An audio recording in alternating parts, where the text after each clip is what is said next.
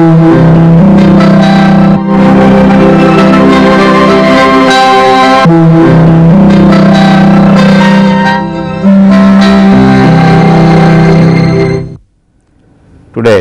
we will discuss press tools part 3.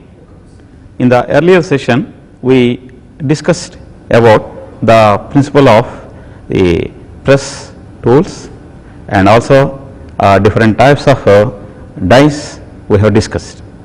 Now during this session we will discuss about the design of the punches, dies and also different types of bending and different methods of bending and the spring back and also different types of forming dies, etc.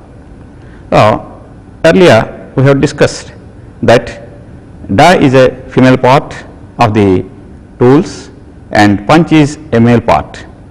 So we have to take care while designing the die and punch. So we are supposed to understand in detail about these two. Now die design.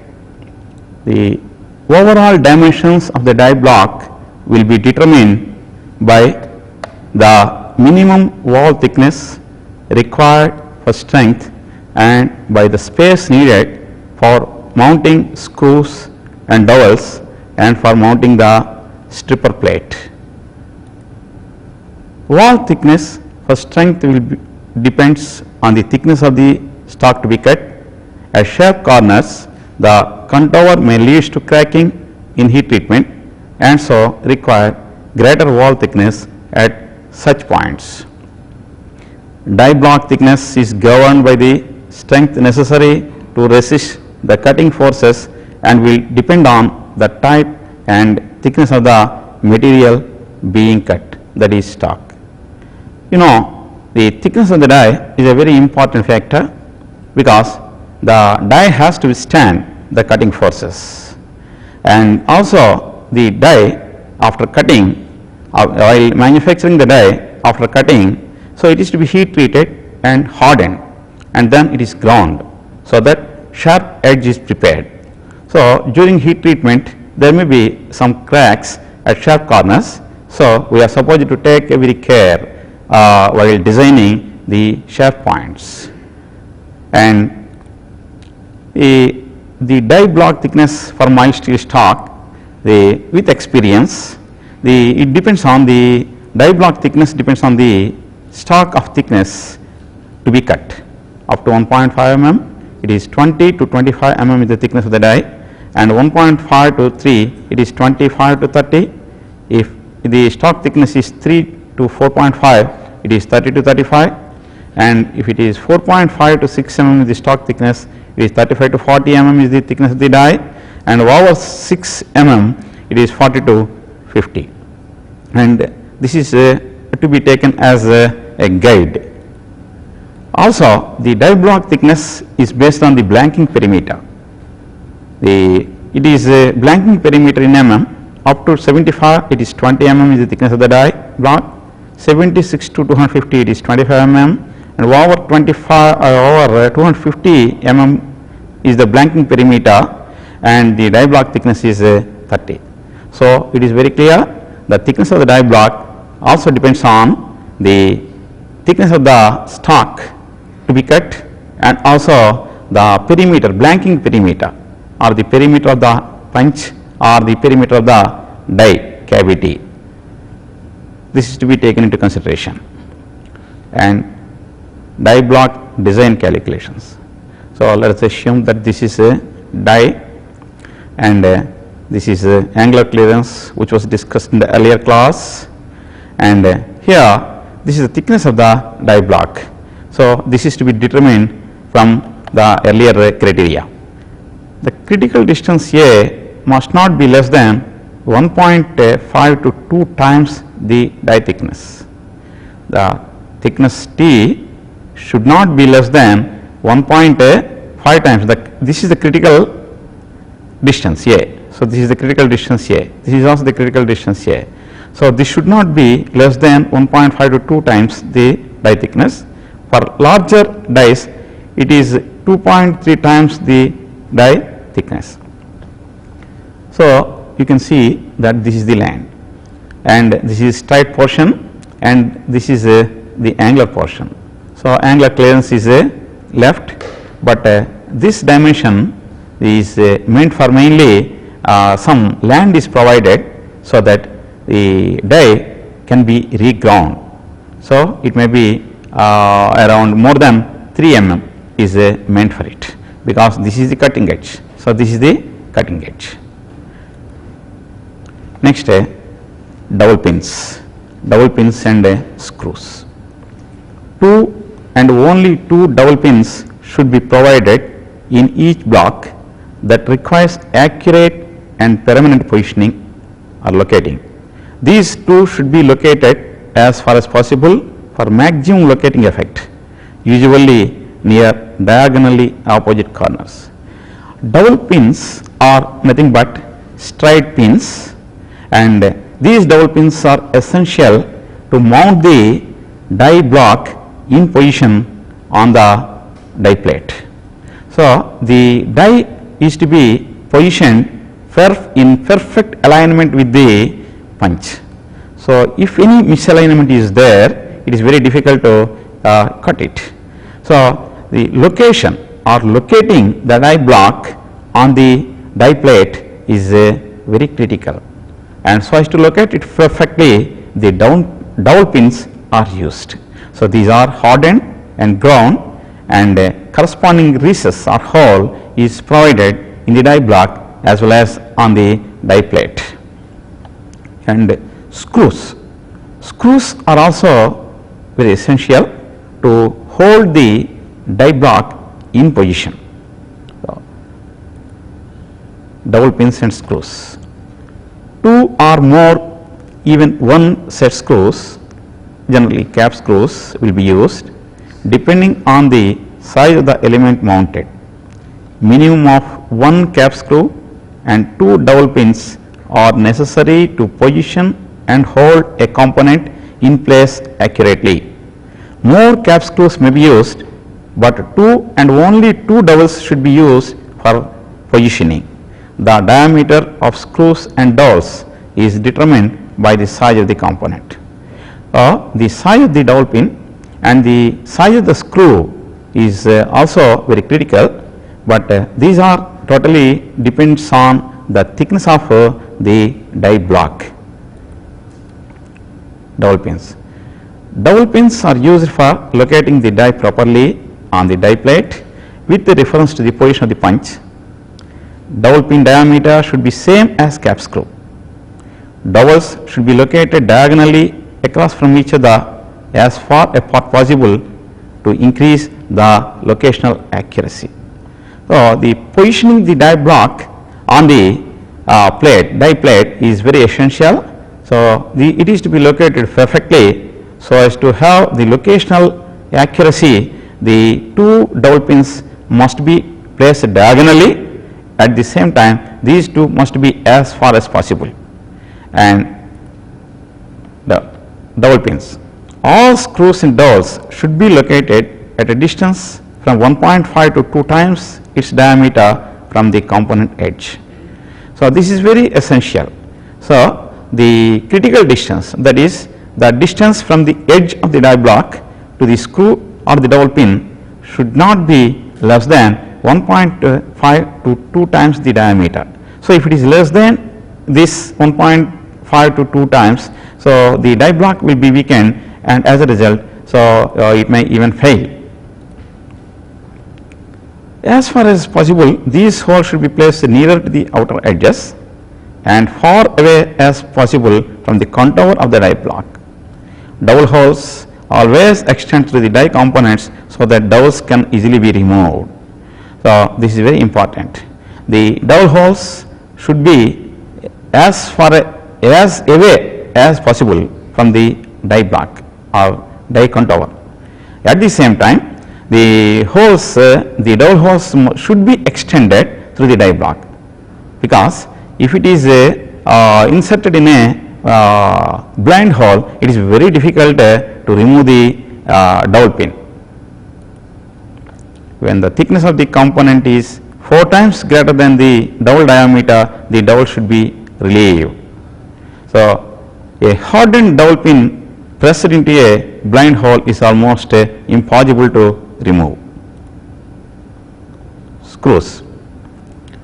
Generally, M10 screws are used on die components. M12 or M16 screws may be used with heavy die components. Effective thread depth for screws should be 1.5 times the screw diameter for general applications, but 2 times the screw diameter when the die is subjected to shock loads. So, generally we will use M10 screws for all purposes, except in heavy loads conditions we will go for M12 or M16. So, the depth or the length through which it is threaded is 1.5 times the screw diameter. It is essential to have a positive grip. Die blocks should be clearance drilled and counterbore to accept cap screws. So, while using cap screws so as to hold the punch and die block and die plate together, so the cap screws must be placed in recessed hole so that it should not stand as obstacle. At the same time, after some time, so it may be worn out, and so as to re-grind it again. So again these dowel the screws should not be obstacle. So that's why it is placed in a recessed hole. You can see the recessed dowel hole. So this is the clearance, and this is the dowel pin, and this is the screw, and it is placed in the recessed hole, so that this is the die surface. So this can be reground. Even though it is reground, the screw should not be affected. Cap screw in the die block. Use of screws and dowels in the construction. So this is the resharpening elements. This is the die block. Now let us discuss about the punch design. So as was discussed earlier, punch is the male component, and it should be sufficiently strong enough, it should be sufficiently hard enough to cut the material, and we have to take very care while designing the punch, and the design principles of punch are as follows. The cutting action of piercing is similar to that of blanking. Blanking die has one pair of cutting members, whereas piercing die may have many pairs of cutting tools, which are usually much smaller in size. Blanking die has only one pair of cutting edge in any die and punch system, whereas in case of piercing, that means a punching operation making holes, there may be many punches at a time, many holes may be punched. Punch design. So this is the punch, and by using this screw it can be fixed to the punch plate, and here we can see, and this is one screw and this is another screw, and these are placed diagonally, and this is meant for dowel pin, so that the punch is also to be positioned accurately to the punch plate, so that the relative position of the punch and die are must be perfectly aligned. The punch design principles. The size of the punch is the size of the hole, and the clearance is provided on the die cavity. Also, to reduce the cutting forces, shear is applied to the punch or die block. So the size of the punch should be the same as size of the hole, but the size of the hole may be slightly larger. So the clearance was discussed in the earlier discussion. So some clearance must be provided on the die cavity, and also so we know the bottom of the punch, bottom surface of the punch is perfectly perpendicular to the axis of the punch. So in such a case, when the punch presses over the stock, all the cutting edge will come in contact with the stock at a time. As a result, a great cutting force is required to be applied over the punch. So as to reduce this maximum force applied on the punch, the technique known as shear is applied either on the punch or on the die. We will discuss later. When the punch is withdrawn after cutting the hole has a tendency to shrink due to return flow of the material which was earlier pushed out by the penetrating punch. To compensate for this, the punch dimension is generally increased. For holes of 25 mm diameter, this allowance ranges from 0.025 mm on thin materials to 0.05 mm on thick materials. After punching operation, if we observe the hole, the size of the hole is slightly less than the size of the punch. This is mainly because of the characteristic property of the material, and the material it will be regained. As a result, the size of the hole actually punched by the punch of diameter d is slightly less than the size of the punch. So as to take this also into consideration, what is actually to be done is the size of the hole must be for holes 25 mm diameter, allowance must be given accordingly. For closely spaced holes, punches are to be positioned so as to leave a distance of at least equal to twice the stock thickness across nearest approach of the hole to sheet edge to another hole. And insert punches. So there are different types of punches are there. The insert punch is a ready-made punch, and these are readily available in the market. It can be inserted in the punch holder. The required size is selected and inserted in the punch holder, and this is stripper plate and this is die block, and corresponding die blocks are also available, and by positioning properly we can conduct the punching operation with the required size of punches. And this is another type of punch, the pedestal type punch. So here these are the screws, these are the dowel pins. So this is the punch, and this is the pedestal. So this can be fixed to the punch holder, and punches and punch holders. So it can be seen how a punch can be held to the punch holder or punch plate. So this is the screw used to hold the punch in position, and here these are the two screws which held the punch in position. So here the beveled portion, and this is the punch plate, and this is the punch. And this is another way in which this is the flange. By screwing the flange to the punch plate, it can be held in position. And the enlarged view is also shown here. The pin head punch. So here, when the diameter of the punch is very small, so these are mounted on the punch holders or punch plates like this. So this is one punch. It is attached to the punch plate like this, and three punches are there placed side by side. These are slender punches, so used to make holes are very closely, and these are punch plate is used here, and this is some guide is used here, a bush is used here. Quill punches. When the size of the punch is too small and is slender, some support is required, and this support is called quill here. So here this is the quill, and also here, so as to have multiple holes, this act as a quill, and these are three punches placed side by side, and this is the bush, and this will act as a guide. And square head punches. So the head is square, it is held in position, and this is the punch plate, and this is the punch holder. And headless punches. So of course, in case of small punches, holding the punches or fixing the punches in position is very difficult. It will take some time. So as to reduce the time, some small mechanisms are used. One is, this is the punch which can be held and by means of a small screw here. This is also another screw, and this is some mechanism, ball and spring mechanism. So by just pressing this ball, it can be removed out, and again whenever it is required, immediately it can be inserted there. By pushing this one, it can be placed inside and it will not come. So that is the mechanism used. And another one is ring necked punch. These are the different types of punch which we may come across in industry. And of course, this is the mounting of piercing punch close to a blanking punch.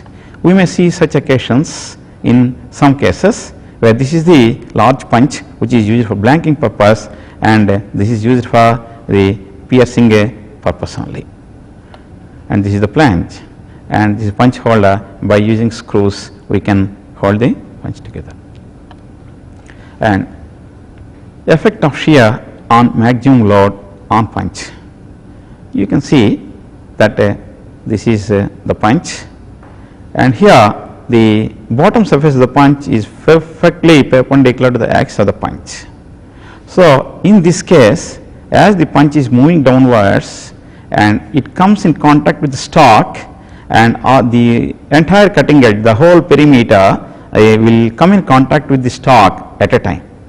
The cutting action will start around the perimeter, and as a result maximum force is required to be applied to start the cutting action. So, it can be seen here how the load increases suddenly to a maximum value, and so as to relieve this, or so as to reduce the maximum shear force required for punching operation, a technique known as shear is applied on the punch here.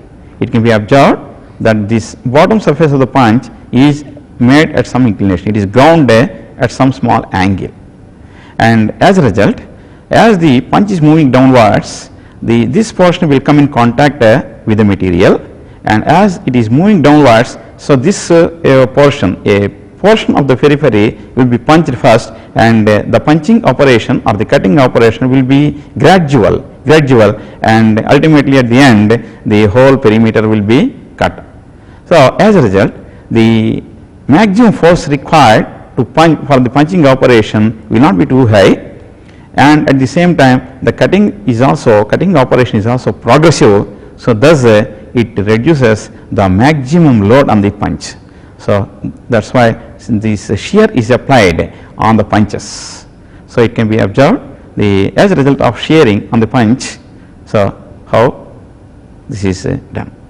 So, here the shear is 1/3 of the thickness. So, this is 1/3 of the thickness of the strip, and whereas the shear is equal to T. So, in this case the load is much less. Application of shear on punches and dies. You can see here the shear is placed on the punch. This is single shear and this is double shear. So, shear is on both the sides, and here this is a shear on the die. This is shear on punch and this is shear on die.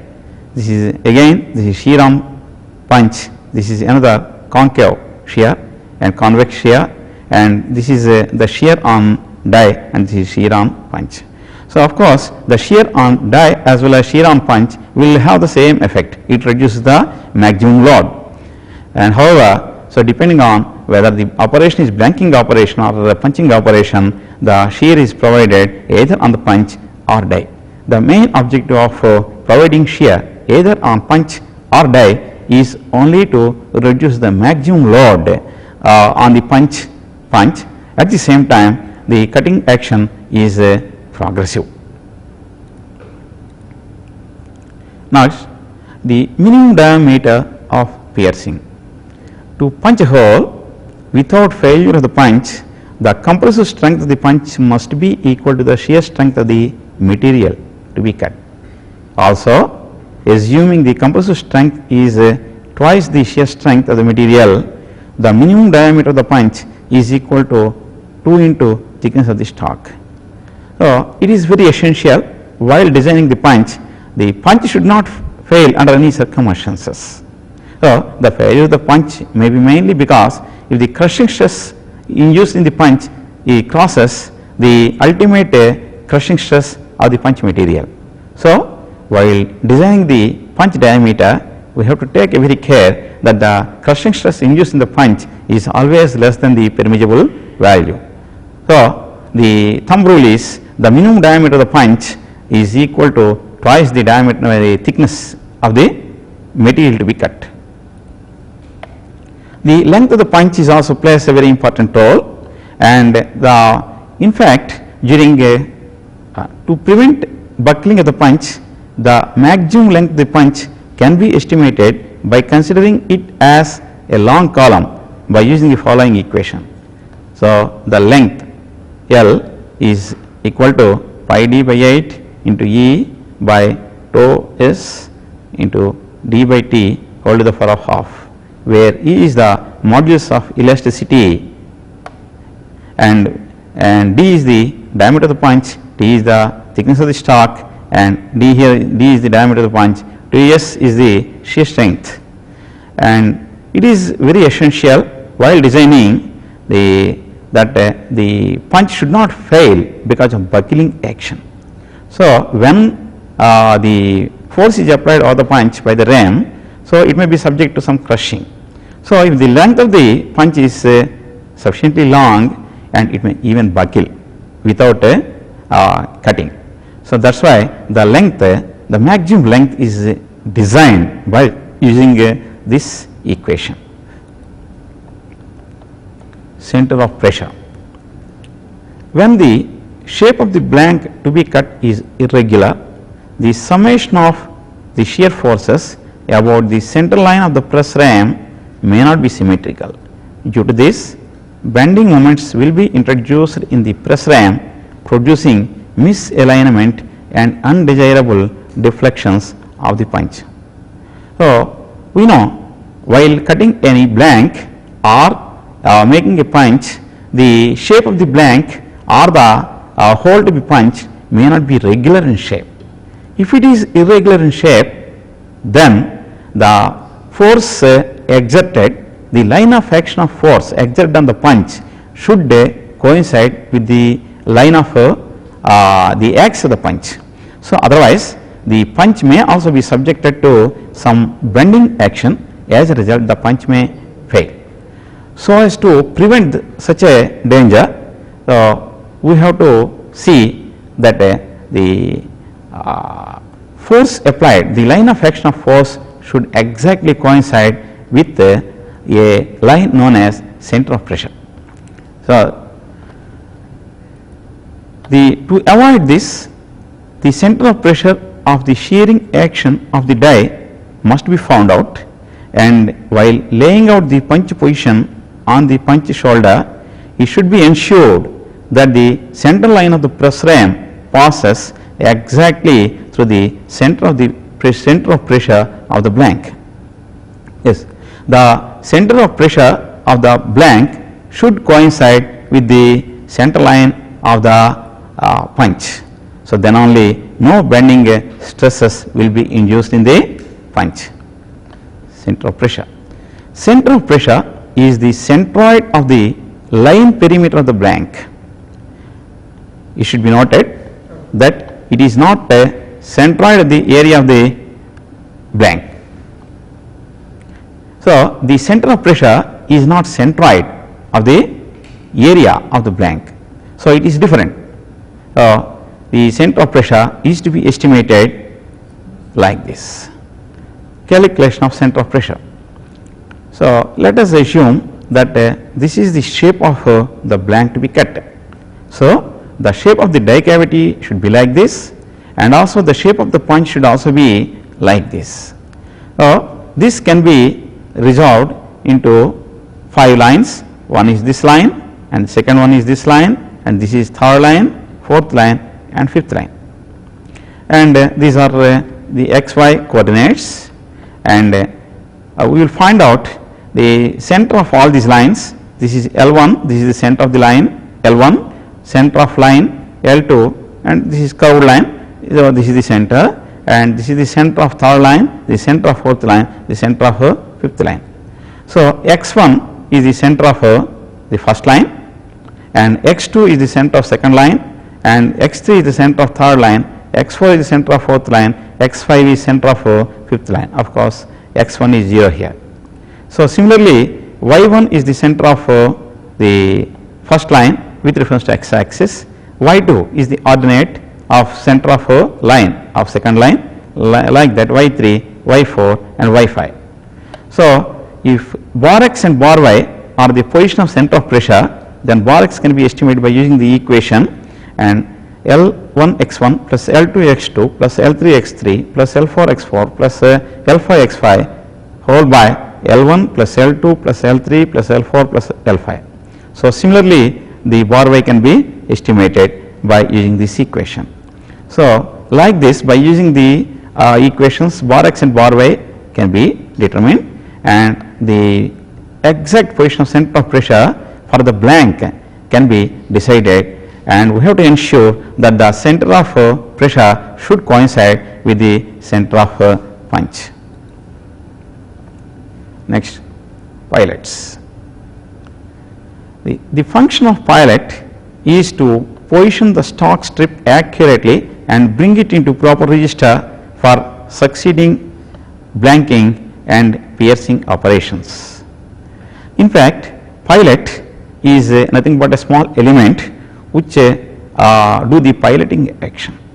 So, it locates or positions the strip or blank so that the blanking operation or piercing operation will be carried out at exact location where it is to be.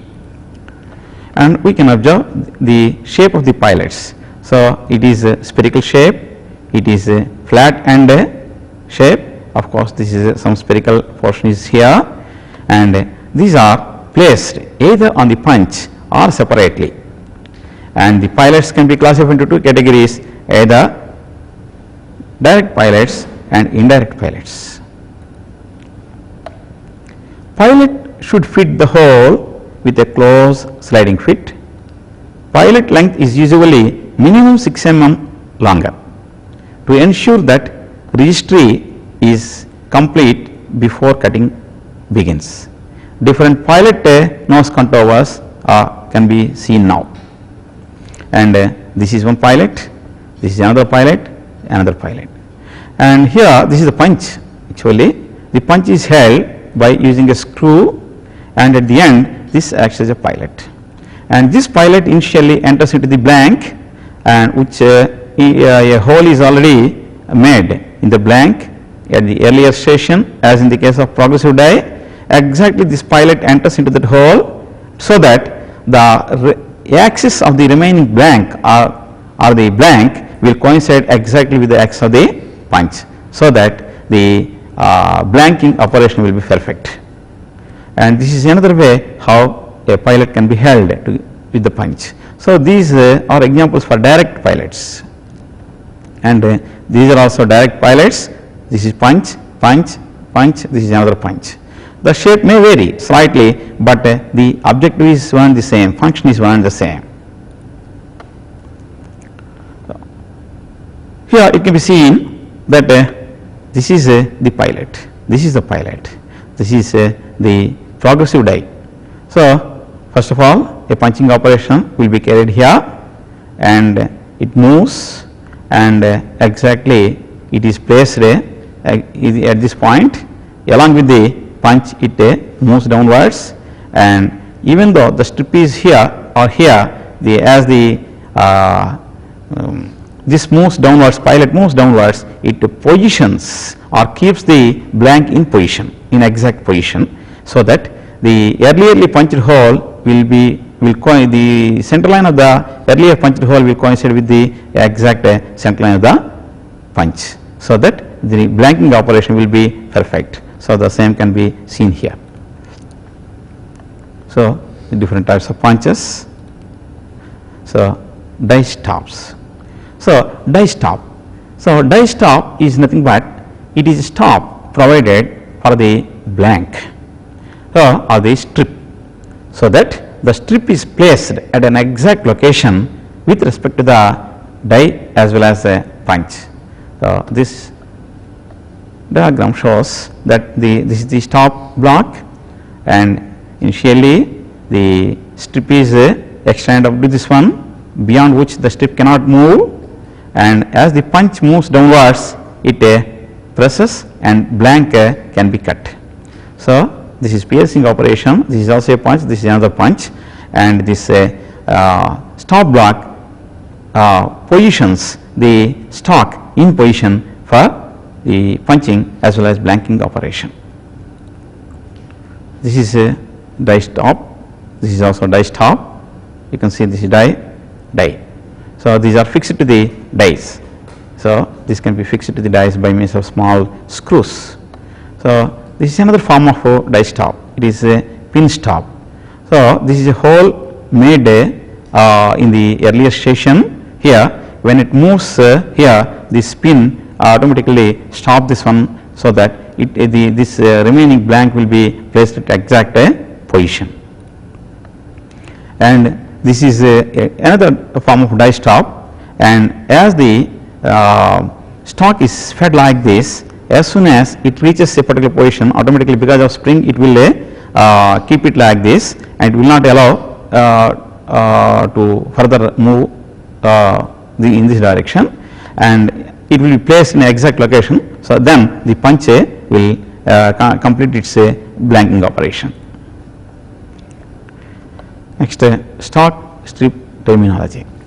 So, it is very essential to plan the stock available with us, so that the wastage is minimal. So, we are supposed to plan the stock such that the piercing or the blanking operations are perfect, at the same time the wastage of the stock is a minimum. So, the planning of the strip is very essential. So, let us see the stock strip terminology. So, this is a lead end, and this is front end, this is back end, and this is the advance. So, this is the distance through which the stock strip is fed on the die set. And here, while doing blanking operation, so the distance must be the least here, so that the wastage is also least. And this is another the stock strip layout, and this is also effective stock strip layout, so that the wastage is the lowest. So, this is a special form, and by placing these blanks or like this, we can reduce the wastage to a minimum. And it can be observed here. So, if the strips are placed here or the blanks are placed here, naturally the wastage will be maximum. Otherwise, if it is placed here, the wastage will be the lowest. And it can also be observed here. This is another example. By placing these blanks like this, the wastage can be minimized. Now, bending. Bending is another important operation to be carried out on the press tools. So, before going into the details, let us discuss the nomenclature of bending. So, this is a thick plate which is bent into this form, and this is the radius of the bend, and this is the thickness T. So, while bending it, this is the neutral axis. So, you know that during bending operation, all the layers of the metal above the neutral axis are subjected to tension, whereas all the layers below the neutral axis are subject to compression. But the resistance offered for compression is more as compared to resistance offered for tension. As a result, the yielding may takes place during in the upper portion only, and this is elongated, all the layers are elongated above the neutral axis. But it is also clear to us that the length of the neutral axis will not be subjected to any elongation, and as a result of bending, so this distance may be reduced. That means the position of the neutral axis may be shifted downwards, and it may be either T by 2 originally, but it may be T by 2 to T by 3, and this angle is known as bend angle, and this length, which is length of the neutral axis, which is subjected to some bending action, is known as bend allowance. So, this bend allowance plus the length of the straight portions is equal to the total length of a strip bending operation of sheet metal. And bending may be classified into three categories, mainly the air bending, V bending, and wiping, and U bending also. This is air bending. So, in air bending, this is the sheet, and this is the punch, and this is the die, and the by moving the ram to the required extent, the required angle can be obtained. This is V bending. Example for V bending. So this is V bending, this is wiping. So by wiping die, we can bend the strip to 90 degrees. This is wiping die. Principle of U die. So initially stock is kept here. During as the ram is moving downwards, the strip will be folded like this and finally like this. Spring back. Spring back, at the end of the bending operation, when the pressure on the metal is released, there is an elastic recovery by the material because of the characteristic property of the blank material. So this causes a decrease in the bend angle, and this phenomena is termed as spring back. We know all the metals are elastic in nature to some extent, and as a result, after bending, when the pressure is released, so it may spring back to the original shape and size. Of course, during bending, some plastic flow will take place, and the set may be permanent. Because of its elastic nature, the some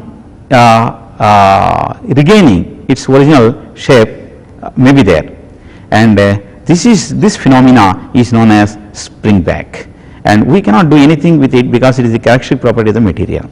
So what we have to do is we have to take some allowance while bending itself. So as to have some angle of 60 degrees, we are supposed to bend it to some 59 degrees or 58 degrees, so that immediately after relieving the pressure, so it may spring back again to 60 degrees. So spring back. For low carbon steel, it is 1 to 1.2 degrees is the spring back. For medium carbon steel, 2 to 3 to 4 degrees. Phosphor branch and spring steel, it is 10 to 15 degrees. And we can also prevent a spring back by using wiping dies, by providing some allowance here like this. So this is not perfectly perpendicular. Some chamfering is provided here, so that it is pressed like this. So as soon as it is relieved, again the angle between these two surfaces is 90 degrees. So it can also be seen very clearly here. So this is not perpendicular. Some 2 to 5% material thickness interference is provided, so that after bending, so it is exactly 90 degrees. And here relieving on both the sides, both the punch as well as die. So this is one effect to counteract the spring back phenomena. And we can also see different phenomena. So some provision is made on the punch itself, so that the spring back will be taken care. So this will be bent up to this angle. As a result, the required angle can be obtained. Spring back. Bending allowances. So calculate the blank length for bending. The length of material in the curved section or bend area has to be calculated. This length in the bend area, which will be more than the corresponding length of the blank before bending, is called bending allowance. The bend allowance added to the length of the straight legs part will give the length of the blank. The bend allowance added to the length of the straight leg part will give the length of the blank. So this equation, by using this equation, we can find out the bend allowance. So bending pressure. The pressure required for bending can be found like this: bending pressure. The force required for bending is called bending pressure. The force required for V bending is given by the equation F is equal to K into the T into AW into T square by omega newtons. T is the length of the bend, and W is the width of the die opening, and K is a factor which may vary from 1.2 to 1.33. Next, forming dies. So the forming dies also plays a very important role in pressing a operation. Sometimes it is difficult to distinguish between bending die and forming die, and often the shape of the punch and die is reproduced in the metal. There is not enough metal flow in forming operation to cause excessive thinning or tearing of the metal. Forming dies. Forming operations may be simple or complicated. In addition to shaping the metal to the desired workpiece contour, forming operations may strengthen the workpiece and add rigidity, remove sharp edges, and also improve the appearance of the workpiece. Forming operations may be done to facilitate assembly later in production line. Depending on the type of forming operation, the forming dies may be classified as follows: solid form dies, pad type form die, cutting dies, embossing dies, coining dies, bulging dies, and assembly dies. This is an example for solid form die. You can see that this is the punch and this is the die. The shape of the die is so made that it gives the, this is a workpiece which is to be produced by forming operation. You can see forming. This is a different steps of forming operation. Blank is fed over forming station before cut off and after cut off. And spring type pressure fed form die. So here a spring is applied on this pad, and this is, so this die is spring type pressure pad form die, and this special form can be obtained by using such a special die. And spring type pressure pad form die, this is another way. So these are the two springs. The spring force exerts from the bottom and the punch will exert the pressure from the top. Spring type, this is another arrangement shown here. So here it can be seen, this is the, by the movement of this part, it can be curved like this. Curling die. So you can see that a curling operation takes place here by this die. This is open. When it is closed, when it is open like this, as it is moving downwards, so it will be the curved like this. Embossing die. So embossing operation. So we can on thick plate we can emboss like this. So this is also an embossing operation. So two projections comes out of the on the plate.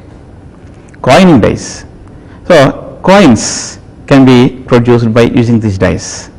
So here when these two shut together and when it is open, so this is a coin formed. This is the coining die. And urethane bulging die.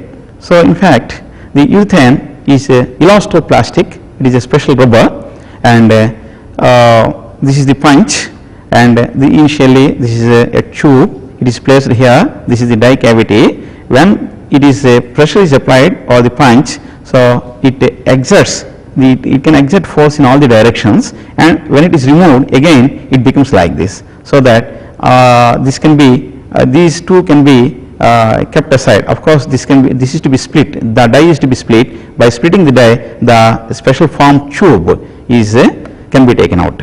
So this urethane is a tool material, it is a elastoplastic. Bulging die, it is another form, and here a liquid may be used, either water or grease or oil may be used here, and all these bulging dies are split type. So it can be split into two halves, and by combining these two, so that a leak proof joint is formed, and initially tube is placed, the straight tube is placed, and the pressure is exerted by the oil or water, so that here the bulging operation will take place. And after the operation is over, the water or the pressurized water or oil is removed and the dies are separated, so that the tube, the formed tube or bulged tube can be taken out. And assembly dies, so as to conduct the assembly operations such as riveting operation, and here these two pins are to be riveted to a plate, and this is the punch, especially shaped like this, and when it is opened like this, when it is pressed, the rivet is closed here. And here the another operation, tap stack, so it is pressed here, and also here it is also the pressed so that it do not come out. And crimpling operation, crimpling operation is also called forming operation. So as to join the wires, electric wires, to some socket, the crimpling operation will be carried out. And press tool material and different material for dies and punches. The required characteristics of press tool materials are abrasion resistance, shock resistance, and resistance to distortion in hardening and cutting ability. These are the characteristics that are essential for any press tool materials. The press tool materials for dies and punches are the plain carbon tool steels with C09 to 1.11 and carbon 0.9% to 1.1%. The plain carbon steels after hardening can be used. Alloy steels with a composition of carbon 0.6%, chromium 0.5% and wolfram or tungsten 0.5%. This may also be used. Some non-ferrous materials like bismuth alloys for forming and drying dies can also be used. In some cases, densified wood for forming dies may be used, and molded rubber in some forming dies for lighting reflectors may also be used. There are other materials as well for cutting tools, and during this session we have discussed regarding the design of punch, the design of die and different types of punches and the methods of holding the punches. We have discussed about the dowels, screws and also pilots, and we have also discussed different bending methods and also discussed about the type of forming dies, etc.